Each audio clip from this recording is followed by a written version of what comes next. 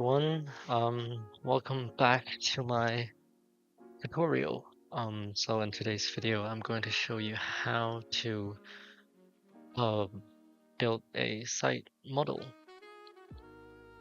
So to build a site model, you will need to type in cat mapper, and all you need to do is to just try it now,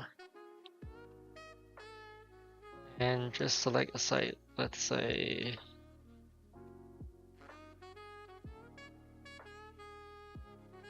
let's just use Swinburne University of Technology as an example.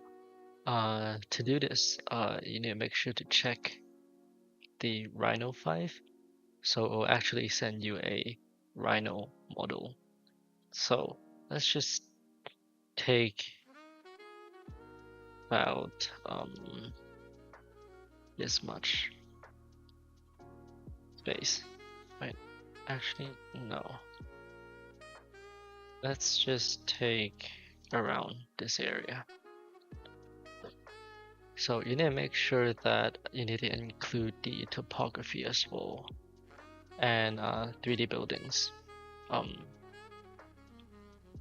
So click create file. So in the 3D axonometric view, you can see they will generate a 3D site massing model for you. So you're gonna click download.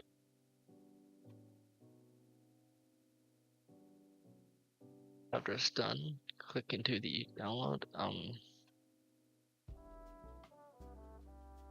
Extract. So okay, let's click into the 3D model. So here you have a site model. So in this case, you can either copy this in your existing file to like do your stuff or whatever. So this is the site model I use. So like as I mentioned in the previous tutorials, how to use Enscape assets, so like to add trees, cars, apply material, adding some people, pedestrian. So like you can do all those like detailed stuff to edit your site model. So yeah, this is how you import a site model into Rhino.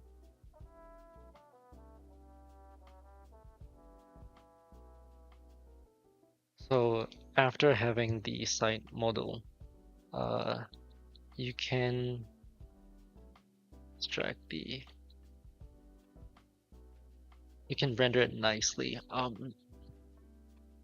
There's a lot of options to make your renders look more realistic. Hold on, let me just save frame this real quick. As you can see, like right now, my render, there's no sky, there's nothing else. To apply sky texture, all you need to do is if you click on the visual settings, click onto the sky. Right now you can see the white background is currently checked. If you uncheck that, you can see there's a sky applied, and you can just play around with the clouds like however you want it to look. Actually, like for your own whatever you like.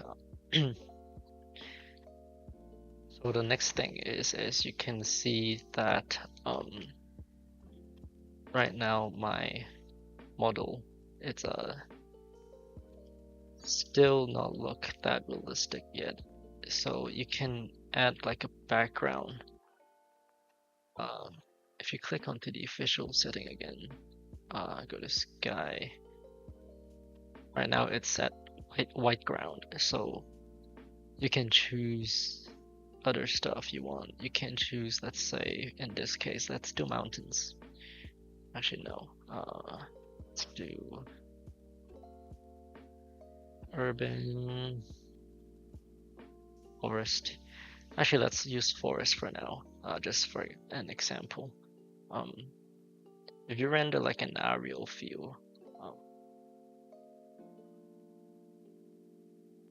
right now it's not looking too realistic yet, but you can adjust the background. If you go to the visual setting, go to your sky, you can rotate your background to suit your current environment. Let's say if I move it to around, let's say here. Yeah, that looks pretty fine. Yeah, so if you zoom out a bit, yeah, that's pretty much how you do it. Um, Give it a 2-point perspective view for a pedestrian view. Let's go this way.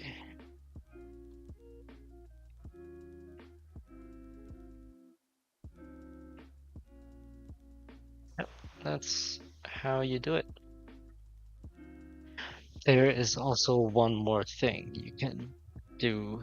Let's go back to our visual settings. If you go to the your background sources, let's say, because like these are all like so you can see like these are all landscape defaults, and sometimes maybe like you couldn't find the ones that actually suits your project. So what to do? So you can go to Skybox. To do that, you can see it's like pretty plain right now, but if you look down here, it says like load Skybox from file. So if you click onto this one right here, where's my, okay, I saved some Skyboxes. I have saved some HDR files. You can actually download some HDR file backgrounds for your projects. Let's HDL file download. So let's go this one right here. So here you can see actually you can find a lot more realistic backgrounds. These are actually real places, actual locations that you can find. The one that I installed, it's the Canary Wharf in London. So if I open this up,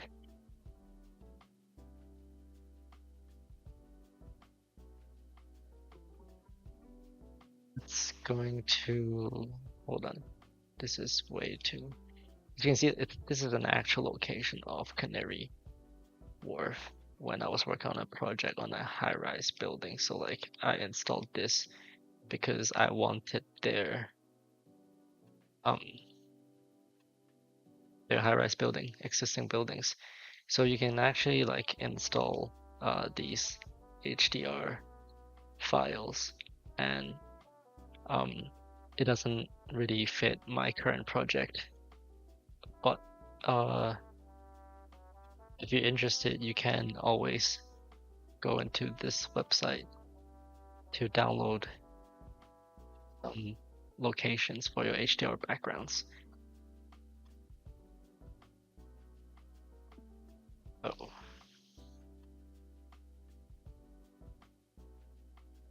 This is just an example, so I'll just go back as to use a landscape default. Yep, that's how you install HTML files for Skybox. I'll see you next time.